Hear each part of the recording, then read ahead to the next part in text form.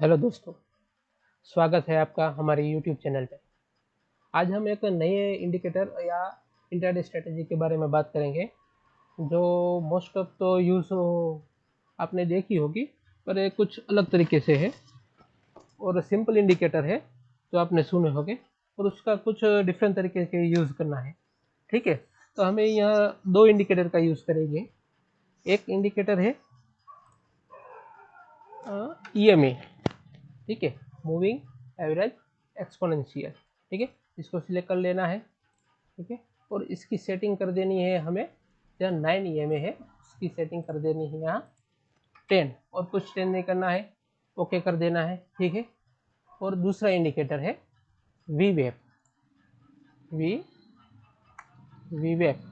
ठीक है, इसको सिलेक्ट कर लेना है, उसमें कोई भी चेंज नहीं करना है। उसमें चेंज करने का ओनली सेटिंग चेंज करके यहाँ अपर बैंड, लोअर बैंड और बैंड फिल ये हटा देना है, और इसका कलर चेंज करके, क्योंकि दोनों का सेम कलर है तो हम कलर चेंज कर देते हैं, इसका ब्लैक कर देते हैं। चलो ब्लैक कर देते हैं। ठीक है, और थोड़ा ओके, हाँ ठीक है, डार्क कर दिया और ओके। ठीक है, ये दो ही इंडिकेटर लगाने हैं। ठीक है, और हमें यूज़ करना है 5 मिनट टाइम फ्रेम का। ठीक है, अब हम एक रिलायंस का चार्ट लिया है। ठीक है, कोई भी चार्ट ले सकते हैं आप, ये जस्ट एग्जाम्पल ले लिया है। देखिए यहाँ ये कौन सी तारीख है, हाँ 13 मार्च। 13 मार्च में ये 9:15 की कैंडल है। ठीक है, और ये ट्रेड यहाँ से कंटिन्यू यहाँ डाउन दिखाई दिया है। ठीक है, हम यहाँ दो ट्रेड ले सकते हैं। कैसे? तो हमें यूज़ करना है EMA और वी वेव का। तो कैसे करना है, हमें फर्स्ट दो कैंडल में कुछ भी नहीं करना है। फर्स्ट दो कैंडल में 5 मिनट की कुछ भी नहीं करना है। ठीक है, और जब थर्ड कैंडल बने और क्लोज हो तो वो क्लोजिंग वी वेव और EMA के ऊपर होना चाहिए, या हम बुलिश ट्रेंड में है तो वी वेव और EMA के ऊपर, अथवा बेरिश ट्रेंड में है तो वी वेव और EMA के नीचे क्लोज होना चाहिए। ठीक है, तो ये हमें लेकिन दो कैंडल छोड़ दी, तीसरी कैंडल पे ये बुलिश कैंडल दिखाई दी। ठीक है, और ये EMA और वी वेव दोनों के ऊपर है, तो हमें एंट्री यहाँ से बनानी है, इसके ऊपर से।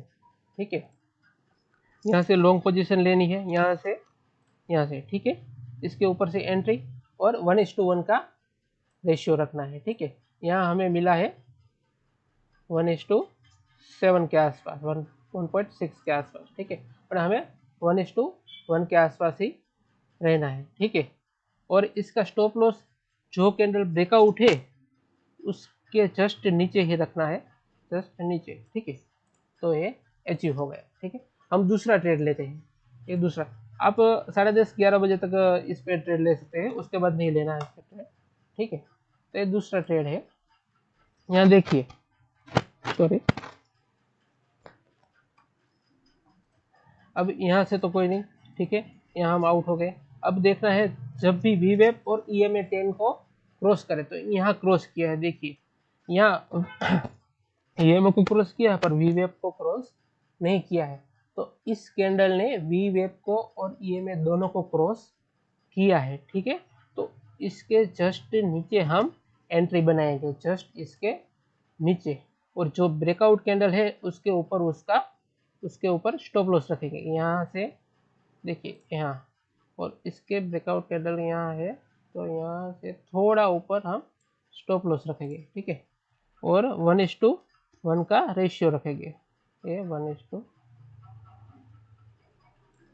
सॉरी, शॉर्ट लॉन्ग का आ गया, शॉर्ट का। ठीक है, हाँ ठीक है, ये आपका स्टॉप लॉस और ये आपका टारगेट। टारगेट तो आपका मेट यहाँ हो गया। यहाँ आप देखिए 1:2 के आसपास में मिला है। ठीक है, अगर आप ट्रेड ले और दो कैंडल या एक कैंडल EMA के नीचे या ऊपर क्लोज ना हो तब तक आप रह सकते हैं, पर 1:1 का बेस्ट है अभी स्टार्टिंग के लिए आपके लिए। ठीक है, अब दूसरा ट्रेड चुनते हैं। देखिए आगे चलते हैं। ये कौन सी डेट है, 12, अच्छा 12 मार्च है। 12 मार्च में ओपन ही गैप अप हुआ, देखिए गैप अप, तो गैप अप हुआ है तो हमें 2 कैंडल तक कुछ भी नहीं करना, नहीं किया, ठीक है। अब तीसरी कैंडल, तो तीसरी कैंडल ने कुछ भी ब्रेकआउट नहीं किया, क्योंकि हमें ईएमए और वी वेव दोनों का ब्रेकआउट चाहिए, तो ये दोनों के बीच में है तो ये नहीं चलेगा, ठीक है। इसमें कुछ भी ब्रेकआउट नहीं हुआ।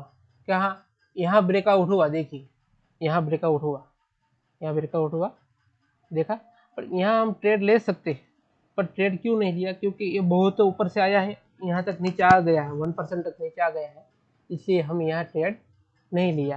ट्रेड कब लेना है, जब वी वेव के पास हो, जब ट्रेड लेंगे तो जो हमारा स्टॉप लॉस भी कम होगा और टारगेट ज़्यादा मिलेगा। तो यहाँ आके देखिए आपने वी वेव पे आया और वी वेव पे आपने यहाँ रिट्रेस किया और यहाँ ये ईएमए को भी क्रॉस किया, तो इसके जस्ट बाद में हम एंट्री लेंगे। कहाँ, यहाँ पे इस कैंडल के बाद में शॉर्ट एंट्री ली, यहाँ से शॉर्ट एंट्री, ठीक है। और स्टॉप लॉस कौन सा रखेंगे, वी वेव लाइन या वी वेव पे जो क्रॉस किया है वो स्टॉप लॉस रखेंगे। तो यहाँ आप स्टॉप लॉस हम 1:1 जितना रख सकते हैं। यहाँ इस कैंडल पे, इस कैंडल, अच्छा ये कैंडल है ना, इससे ओके, ठीक है, क्योंकि वी वेव के पास है इसलिए, ठीक है। और 1:1 का टारगेट, 1:1 का तो टारगेट यहाँ देखिए आपको मिल गया, ठीक है। और आगे चलते हैं, 11 मार्च है, ठीक है। 11 मार्च में एक बड़ी कैंडल बनी है, तो बड़ी कैंडल बने तो आपको रुक जाना है, तो वहाँ ट्रेड नहीं करना है, ट्रेड कंफर्मेशन के बाद ही करना है। तो एक कैंडल छोड़ दी, 2 कैंडल छोड़ दी, तीसरी कैंडल ने ईएमए और वीवेफ दोनों का ब्रेकआउट किया है, ठीक है। तो इसके जस्ट ऊपर से हमें एंट्री लेनी है। कहाँ से, यहाँ से लॉन्ग एंट्री लेंगे, यहाँ से लॉन्ग एंट्री, देखिए यहाँ से लॉन्ग एंट्री, ठीक है। और यहाँ स्टॉप लॉस इस कैंडल का लो रखेंगे तो बहुत ज़्यादा होगा, पर रखना पड़ेगा, क्योंकि ये पहली बड़ी कैंडल है, इसलिए स्टॉप लॉस कभी भी यहाँ रखेंगे तो हिट हो सकता है, ठीक है। ऐसे तो आप हम वीवेफ के और या वीवेफ के ऊपर रख सकते हैं या नीचे रख सकते हैं, ठीक है। पर यहाँ बड़ी कैंडल बनी है इसलिए हम स्टॉप लॉस थोड़ा दूर रखेंगे, क्योंकि स्टॉप लॉस हिट न हो, तो यहाँ ही रखेंगे, ठीक है। और का टारगेट भी इतना रखेंगे, ठीक है। 1:, यहाँ 1:1, ठीक है, 1:1 मिल गए, ठीक है। यहाँ देखिए 1:1 टारगेट मीट हो गया, ठीक है। स्टॉप लॉस भी बढ़ा तो टारगेट भी मिल गया, ठीक है। आगे देखते हैं, ये कौन सी है, 10 मार्च की कैंडल है, ठीक है। 10 मार्च की कैंडल है, पहली 2 कैंडल कुछ नहीं करना है, तीसरी कैंडल ने इसका ब्रेकआउट किया, देखिए इसका इसके नीचे कोई कैंडल नहीं बने, देखिए यहाँ हमें एंट्री मिल सकती थी, पर यहाँ कोई नीचे कैंडल बनी ही नहीं, ठीक है। तो यहाँ से ऊपर चलते तो यहाँ कोई एंट्री बनती नहीं, ठीक है। अब इस कैंडल पे दोनों ने ब्रेकआउट किया तो यहाँ से हमारी एंट्री बनती है, कहाँ से, यहाँ से एंट्री बनती है।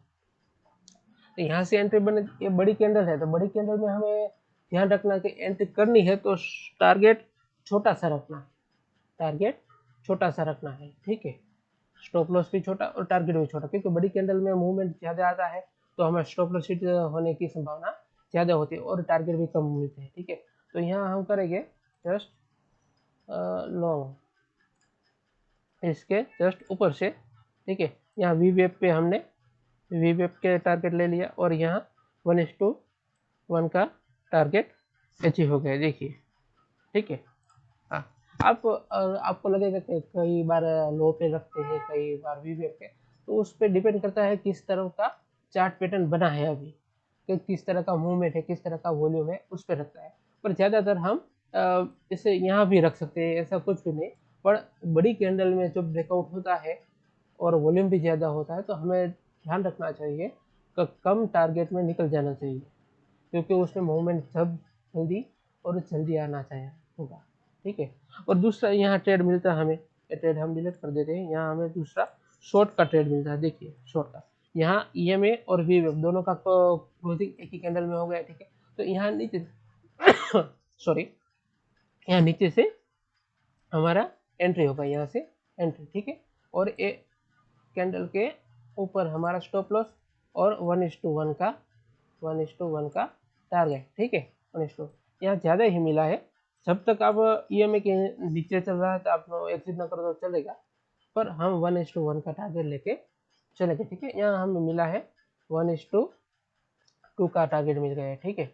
और यहाँ जब कैंडल क्लोज हो तो हम यहाँ एग्जिट कर सकते हैं, और 1:1 पे भी हम एग्जिट कर सकते हैं, ठीक है। यहाँ हमें 2 ट्रेड मिले। इस ट्रेड में बहुत कंफर्मेशन नहीं था, इस ट्रेड में कंफर्मेशन है, क्योंकि ये 10 बजे के बाद का ट्रेड है, और हम ये 11 बजे तक इस ट्रेड पे, इस स्ट्रेटेजी में काम कर सकते हैं, ठीक है।